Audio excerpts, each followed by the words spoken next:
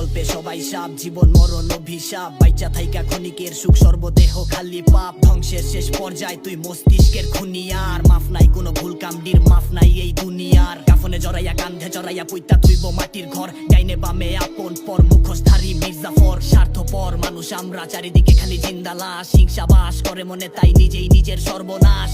তোর ভাই একলাই, আমার খোদাই কয় কেউ আইব না। তোমার পোলাই যোদ্ধা, মা তারে লইয়া ভাইব না।